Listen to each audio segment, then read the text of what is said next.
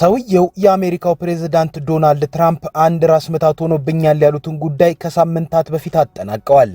ሀገሬን በአደንዛዥ ዕፅ በክሎብኛል ያሉትን የአሜሪካንን ነዳጅ ነጥቋልን ብለው ሲዘልፉት የነበረውን የቬንዙዌላውን ፕሬዝዳንት ኒኮላስ ማዱሮን ከካራካስ አንጠልጥለው ወስደው ለፍርድ አቅርበውታል። በቀጣይ ደግሞ ከዴንማርክና ከአውሮፓ ህብረት አባል ሀገራት ጋር ሲወዛገቡበት የቆዩት የግሪንላንድን ጉዳይ አጥዞታል፣ ግን አልጨረሱትም።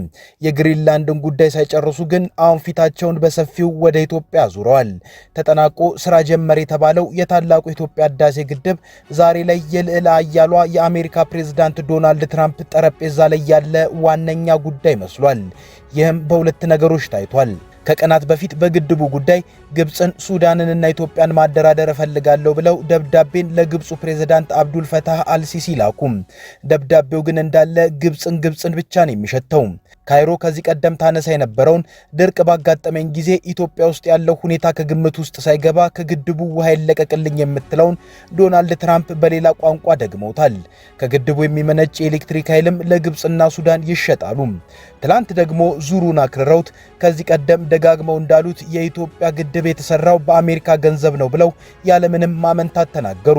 አባይ ወንዝ ሲባል ግብፅ ነች ትዝ የምትለኝ፣ ግብፅና ኢትዮጵያ በግድቡ ሳቢያ ሊዋጉ ሲሉ እኔ አስቆምኳቸው ሲሉም የአንድ ዓመቱን የስልጣን ዘመናቸውን የዲፕሎማሲ ስኬት ሲያብራሩ በዋይት ሃውስ ተናግረዋል። አሁን ግልጽ የሆነው ጉዳይ ፕሬዝዳንት ዶናልድ ትራምፕ የታላቁ የኢትዮጵያ ህዳሴ ግድብን ጉዳይ የሚፈልጉትን ግብ ካላገኙ የማይፋቱት በሚመስል ሁኔታ ይዘውታል። ታዲያ ጥያቄዎችን እናነሳለን።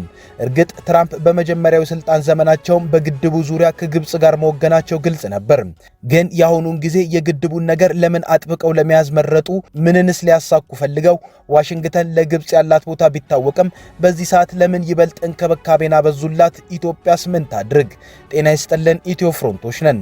አብራችሁ ስትቆዩ እነዚህን ጉዳዮች በጥልቀት ተሰማላችሁ። እስከዛው ቻናላችንን ሰብስክራይብ፣ ላይክ እና ሼር እያደረጋችሁ አብራችሁን ቆዩም።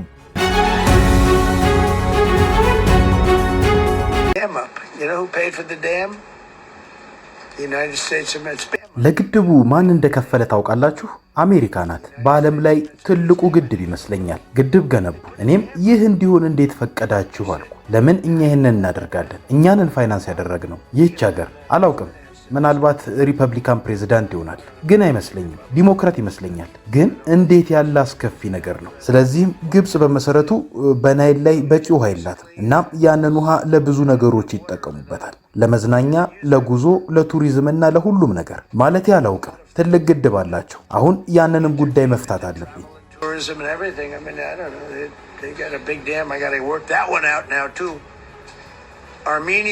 የአሜሪካው ፕሬዝዳንት ዶናልድ ጄ ትራምፕ ባለፈው ዓመት ያሉትን ጨምሮ ትላንት የተናገሩትም ሲጨመር 3 ጊዜ የታላቁ የኢትዮጵያ ህዳሴ ግድብ የተሰራው በአሜሪካ ገንዘብ ነው ብለዋል። የኢትዮጵያ መንግስት በሚያስገርም ሁኔታ በእነዚህ ሁሉ ጊዜያት ለፕሬዝዳንቱ ምንም አይነት ምላሽን አለመስጠቱ የብዙዎች መነጋገሪያ ነበር። እርግጥ የአሜሪካው መሪ የህዳሴው ግድብ የተሰራበት ገንዘብ የአሜሪካ ብቻ ነው ሳይሆን ግድቡ መሰራቱ ግብፅን ውሃ ያሳጣታል፣ በናይል ወንዝ ላይ ያላትን የውሃ ድርሻም ያነጥፈዋል ሲሉም ተሰምተዋል። የኢትዮጵያ መንግስት ከግብፅ ባለስልጣናት በኩል ታላቁ የኢትዮጵያ ህዳሴ ግድብ ላይ አስተያየቶች ሲሰጡ የተቃውሞ ድምጾችን የማሰማት ችግር የለበትም፣ በተደጋጋሚም አድርጎታል። ለአሜሪካው ፕሬዝዳንት ሲሆን ግን ዝምታን መርጧል። ለምን የአዲስ አበባ መንግስት ዝምታን መረጠ የሚለውን ከማንሳታችን በፊት ግን ትራምፕ አሁን ምንፈልገው የህዳሴውን ግድብ አጀንዳ አግለበለቡት የሚለውን እናያለን። የአሜሪካው ፕሬዝዳንት በመጀመሪያው የስልጣን ዘመናቸው የህዳሴው ግድብ ላይ አጥብቀው ያተኮሩትና በግልጽም ለግብፅ ሲያዳሉ የታዩት በመካከለኛው ምስራቅ ለእስራኤል ጥቅም ሲቆሙ ከአረብ ሀገራት ከፍተኛ ህዝብ ያላትና ተደማጯ ግብፅ እንዳትቃወማቸው ነው። የዓለም አቀፍ የፖለቲካ ተንታኞች እንደሚሉትም ያው የመካከለኛ ምስራቅ ጉዳይ አሁንም ተከስቷል። ይኸውም ለ2 ዓመታት በሐማስና እስራኤል መካከል የተደረገውን ጦርነት ለማስቆም የተፈረመው ስምምነት ማስፈጸሚያ ሁለተኛ ዙር አፈጻጸም አሁን ስለደረሰ ነው። እንደሚታወሰው ፕሬዝዳንት ዶናልድ ትራምፕ ለግብፁ ፕሬዝዳንት አብዱል ፈታህ አልሲሲ ደብዳቤን ሲጽፉ አልሲሲ በሐማስና እስራኤል መካከል ሰላም እንዲወርድ ላደረጉት አስተዋጽኦ በማመስገን ነበር። ብዙዎች እንደሚሉት ግን ትራምፕ አልሲሲን ያመሰገኑት በደብዳቤው ላይ እንዳሉት በእስራኤልና ሐማስ መካከል ሰላም እንዲመጣ ስለሰሩ ሳይሆን በጦርነቱ ጊዜ ግብፅ ዝም ስላለች ነው። ታዲያ አሁን ደግሞ እስራኤልና ሐማስ የፈረሙት የሰላም ስምምነት ሁለተኛ ዙር ትግበራ ደርሷል። እሱ ደግሞ ሐማስን ትጥቅ ከማስፈታት አንስቶ ብዙ ተግባራትን ይዟል ተብሎ ይጠበቃል። በሁለተኛው የሰላም ትግበራ እስራኤልና ሐማስ በእጃቸው ላይ ያሉ የጦር እስረኞችን ሙሉ ለሙሉ ይለዋወጣሉ። ሐማስም ትጥቅ ፈቶ ኃይሉን ሙሉ ለሙሉ ከጋዛ ያስወጣል ተብሎ ነው የሚጠበቀው በተፈረመው የሰላም ስምምነት መሰረት ማለት ነው። ነገር ግን ሐማስ ትጥቅ ፈቶ ከጋዛ ኃይሉን ማውጣቱ ላይ የሚፈጠሩ ችግሮች መኖራቸው አይቀርም። ስለዚህ የእስራኤል አጋሩ አሜሪካ ግብጽ በዚህ ሂደት ላይ ትልቁን ሚና እንድትጫወትላት ትፈልጋለች። ማድረግ ያሉባትን ነገሮች በማድረግ ማድረግ የሌሉባትን ነገሮች ደግሞ ባለማድረግ ዝም ማለት ባለባት ሰዓትም ዝም እንድትል።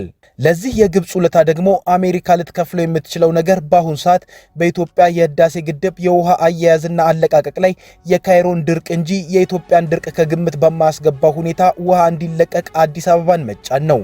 ይኸው በሰፊው ጀምረውታል። አንድ ሐሳባቸውን እንጂ ስማቸውን እንዳናነሳ የነገሩን የውሃ ሀብትና ጂኦፖለቲካ ምሁር ነገሩ ከመካከለኛው ምስራቅም አልፎ አፍሪካ ቀንድም አይደርስም ብለን ማሰብ አንችልም ይላሉ።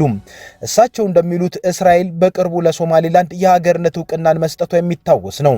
ሶማሌላንድ ከእስራኤል ላገኘችው የሀገርነት ዕውቅና የጋዛ ነዋሪዎችን በምድሯ እንድታሰፍር ተስማምታለች የሚሉ ጭምጭምታዎች አሉ። ይህ ሲሆን ደግሞ ገና ለሶማሌላንድ የሀገርነት ዕውቅና ሲሰጥ ከፍተኛ ተቃውሞን ያሰሙት የአረብ ሀገራት ይበልጥ አዋራ ማስነሳታቸው አይቀርም። እነ ዶናልድ ትራምፕ ደግሞ ያኔ በአረብ ሀገራት መካከል ተሰሚነቷ ከፍ ያለችው ግብጽ ነገሩን እንዳትቃወም ብሎም ሌሎች ላይ ተጽዕኖ እንድታሳርፍላቸው ይፈልጋሉ።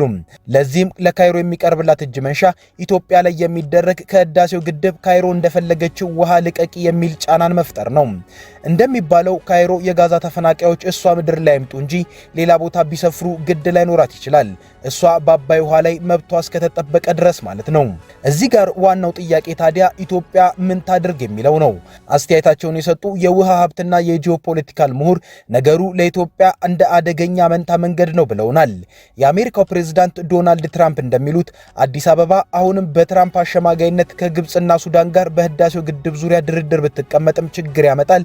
ይሄ ድርድር አያሻኝም ብላ በሯን ብትዘጋም ችግር ያመጣባታል። የጠቅላይ ሚኒስትር አብይ አህመድ መንግስት በህዳሴው ግድብ ዙሪያ የአሜሪካው መሪ እንደሚሉት ለመደራደር ዝግጁ ቢሆኑ ገና ካሁኑ ትራምፕ ለአልሲሲ በጻፉት ደብዳቤ የዋሽንግተንም አቋም ስለሚታወቅ ስኬታማ ድርድር እንደማይሆን ግልጽ ነው። ምክንያቱም የግብጽና የኢትዮጵያ የናይል ወንዝ ጭቅጭቅ ድርድር ቢፈታው ኖሮ ያለፉት 14 ዓመታት ድርድሮች በበቂ ሁኔታ ልዩነቶችን ይፈቱት ነበር። ነገር ግን ግብጽ ብትችል የአባይ ወንዝን እንደ መኖሪያ ቤት ቧንቧ መክፈቻና መዝጊያውን ይዛ የውሃ ፍሰቱን መቆጣጠር መፈለጓ የዓመታት ድርድሮችን ያለ ውጤት በትኗቸዋል። አሁንም ፕሬዝዳንት ዶናልድ ትራምፕ ላደራድር ብለው ለአልሲሲ በጻፉት ደብዳቤም ከድርድሩ የሚጠብቁት ውጤት ካይሮም ከድርድሩ የምትጠብቀው ነው። የናይል ወንዝን ሳስብ ግብጽ ነች ትዝ የምትለኝ የሚሉ አደራዳሪ ከሚመሩት ድርድር የሚጠበቅ የተለየ ውጤትም የለም። ስለዚህም ውጤቱ የሚታወቀው ድርድርን ኢትዮጵያ መቀበሏ ኋላ አልስማማም ብላ ድርድሩን አቋርጣ ብትወጣም ሌላ ጣጣ ሊመጣባት ይችላል። በሌላ በኩል አዲስ አበባ ዶናልድ ትራምፕ የሚያቀርቡላትን የድርድር ሐሳብም አልቀበልም ብትል ፕሬዝዳንቱ ለነገሩ ካላቸው ፍላጎት አንጻር ኢትዮጵያን ለማዕቀብ ሊያጋልጣት ይችላል። ትራምፕ ደግሞ በዚህ ድርጊታቸው ይታወቃሉ። ደቡብ ሱዳንን ያባረርኩትን አንድ የኮንጎ ዜጋ ተቀበይኝ ብላ ደቡብ ሱዳን ምን አግብቶኝ ይቀበላለሁ ስትል ሙሉ የደቡብ ሱዳን ዜጎችን ከአሜሪካ ስለማባረር ዝተው ነበር ይባላል። በግሪንላንድ ጉዳይ አውሮፓውያን ሲቃወሟቸው ብዕራቸውን አንስተው በታሪፍ ጭማሪ ሊቀጧቸው እስከ መፈረም ደርሰዋል። ትራምፕ የሚፈልጉትን እምቢ ሲባሉ ቀጥታ ወደ ማዕቀብ ነው የሚሄዱት። ኢትዮጵያን በግልባጭ ደብዳቤ ሳይሆን በቀጥታ ደብዳቤ ለድርድር ተቀመጪ ተብላ እምቢ ብትል ከትራምፕ ባህሪ አንጻር ለማዕቀብ ልትዳረግ ትችላለች። ይህ ማዕቀብ ደግሞ የኢትዮጵያ ዜጎችን ከአሜሪካ ከማባረር አንስቶ በዛ ያሉ ኢትዮጵያውያን ሀገራቸው ገንዘብ እንዳይልኩ ሊያደርጉም ይችላሉ። እኚህና ሌሎች ማዕቀቦች ብዙ ችግሮች ውስጥ ላለው የኢትዮጵያ ኢኮኖሚ ሌላ ችግር ነው የሚፈጥረው። ስለዚህም ይላሉ ሐሳባቸውን ያካፈሉን ምሁር፣ ስለዚህም የኢትዮጵያ መንግስት አሁን ላይ እያሳየ ያለው ዝምታ ብዙም ላይ ከፋ ይችላል ብለውናል። በጥቂት ጊዜ ውስጥ ግን የኢትዮጵያን መንግስት ምላሽ ግድ የሚሉ ጥያቄዎች አፍጥጠው መምጣታቸው አይቀርም። ያኔ ብልሃት ያለበት የድርድር ተሳትፎ ብታደርግ የተሻለ ነው። ከዚህ ብልሃት ውስጥ ደግሞ በናይል ውሃ ድርድር ውስጥ ሁሉም የተፋሰሱ ሀገራት እንዲሳተፉ ማስደረግን ያካትታል። እነዚህ ሂደቶች ድርድሩ የሚወስደውን ጊዜ ማራዘም እድልን ይፈጥራሉ። ያኔ ነገሮች በእጅጉ እየተጓተቱ የአሜሪካው የሚድተርም ወይንም የመካከለኛው ዘመን ምርጫ መድረሱ አይቀርም። ምርጫው መድረሱ ብቻ ፕሬዝዳንት ዶናልድ ትራምፕን በሀገራቸው ጉዳይ ላይ በእጅጉ እንዲወጠሩ ያደርጋቸዋል። በዚያ የሚድተርም ወይንም የመካከለኛው ዘመን ምርጫ ደግሞ ዲሞክራቶች በሴኔትና በኮንግረስ ማለትም በህግ መወሰኛና በህግ መምሪያ ምክር ቤቶች ላይ የተሻለ ወንበርን የሚያገኙ ከሆነ ወይንም ለዚህ ውጤት ኢትዮጵያውያን ዲያስፖራዎች የበኩላቸውን ከተወጡ ጥሩ ዕድል ይመጣል። እንዲህ ሲሆን ፕሬዝዳንት ትራምፕ አይደለም በሰው ሀገር ጉዳይ በራሳቸው ሀገር ላይም የፈለጉትን ለማድረግ እየተቸገሩ የመወጠር ዕድላቸው ከፍ ይላል። ይህ ባይሆን እንኳን ኢትዮጵያ የግብፅን ያክል ባይሆንም ራሷን አስፈላጊ ሀገር አድርጋ የምትሰራበትን ጂኦፖለቲካዊ ሁኔታን መፍጠር ግድ ይላታል። ከኢትዮ ፍሮንት የዛሬ ጉዳያችን ይኸው ነበር። ቻናላችንን ሰብስክራይብ አድርጉልን። እናመሰግናለን። መልካም ጊዜ